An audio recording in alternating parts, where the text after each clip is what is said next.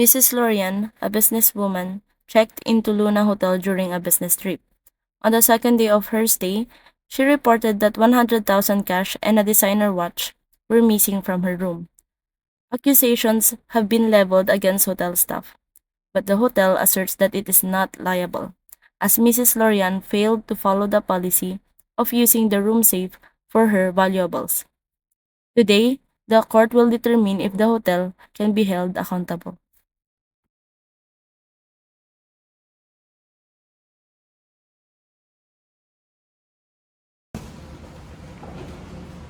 This court is now in session. We are here to hear the case of L'Oreal versus Luna Hotel. Plaintiff, are you ready to proceed? Yes, Your Honor. Defendant, are you ready? Yes, Your Honor. Let us begin with the opening statements. Your Honor, my client, Mrs. Lorian, is a frequent traveler who trusted Luna Hotel with her safety and belongings. Unfortunately, during her stay, her designer watch and cash valued at over 100,000 pesos were stolen. Evidence shows that hotel staff accessed her room on the day of the theft, and no adequate security measures were in place to prevent such an incident. The hotel's negligence has caused significant distress to my client, and we seek compensation for her loss. Your Honor, we would like to call Mrs. Melanie Lorian, the victim of the alleged theft, to the stand.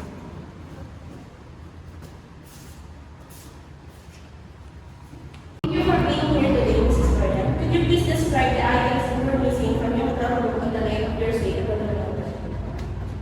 Yes, I had a designer watch. My wallet contains cash and a few personal items. I left my room for dinner when I prepared my items for the. I understand. And were these items valuable to you? Could you explain the significance of the missing items? The watch was a gift from my late husband. The cash was meant for the upcoming next week. And this was just not a valuable. They had sentimental quality. Honor, please present the Exhibit A photo of her designer watch and wallet, which were in Mrs. Lorian's possession before the alleged theft. As you can see in the photograph, the items are new, so there is no doubt they were in her room before the incident occurred. Mrs. Lorian, can you confirm that these items are indeed the ones you reported missing after your stay at the hotel? Yes, this are those items. Mrs. Lorian, you mentioned that you left your room and returned to find the items missing. Was there anyone else who had access to your room during that time? Yes, the hotel staff. I trusted them. I never imagined something would like this happen. So, only the staff had access to the room, and I always kept them in a secure place. Your Honor, we now present the exhibit, which is an album showing the hotel key card entries into Mrs. Lorian's room. The only people who could have access into her room during her absence were the hotel staff members, as shown in this tables.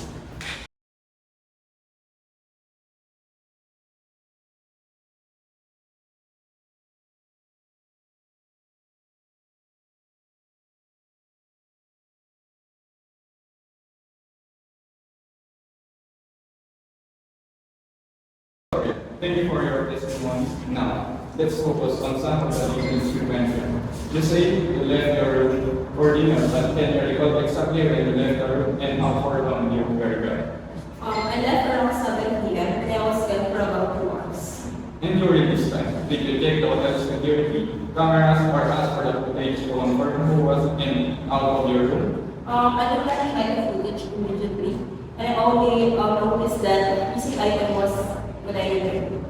Your Honor, we would like to present the Exhibit C, which is the security footage showing that no one entered Mrs. Lorian's room during the time she was gone. As we can see, the only people who entered the room were authorized staff during their regular cleaning round.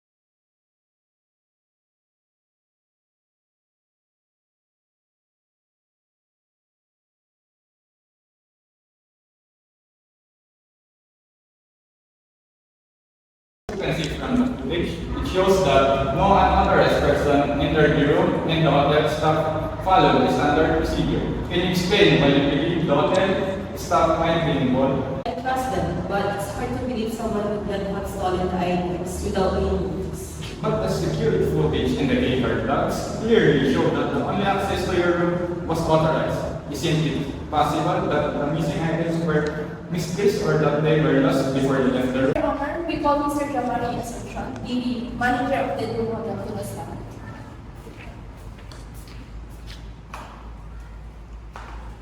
Thank you for being here, Mr. Asuncion. Could you please describe the security measures in place at the Luna Hotel, specifically concerning guest rooms? Yes, well, strict protocols in place, which guest room is secured with the electronic key card system, and all staff members are required to undergo training and follow procedure to ensure guest privacy and security. We also have 24/7 surveillance system monitoring all public areas, including the hallway and guest rooms. Can you confirm that Mrs. Marian Fu was logged as having been accessed by hotel staff during her stay? Yes, according to our record, hotel staff need access to room for regular cleaning, while Ms. Florian was away at cleaning. Your Honor, we now present Exhibit B. The hotel room cleaning log for Mrs. Florian's room. As seen here, the hotel staff entered her room at 8 p.m. just after she had left.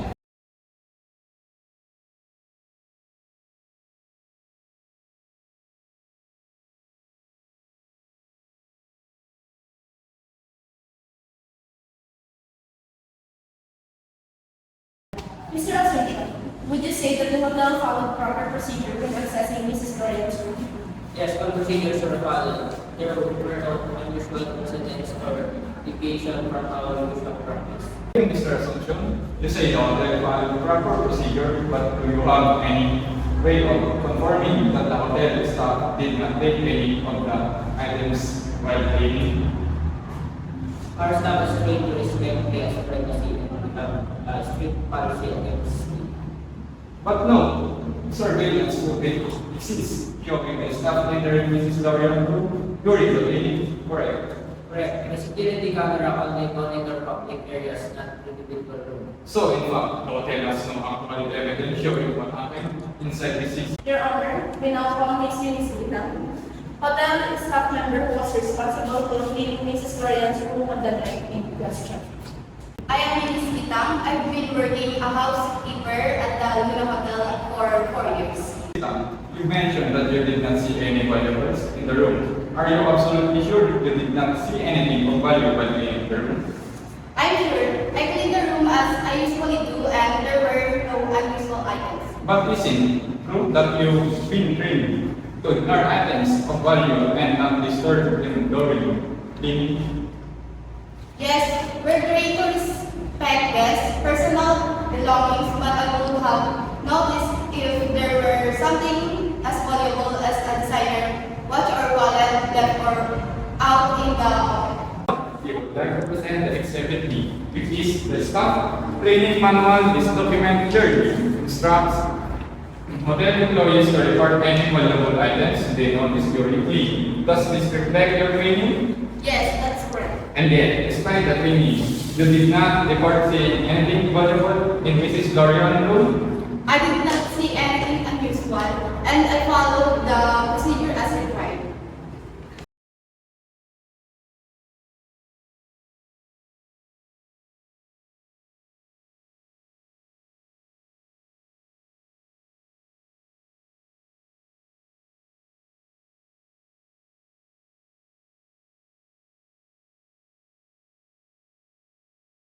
Ladies and gentlemen of the jury, while we sympathize with Mrs. Florian, thus we must base our position on the evidence. We have shown that all hotel procedures were followed.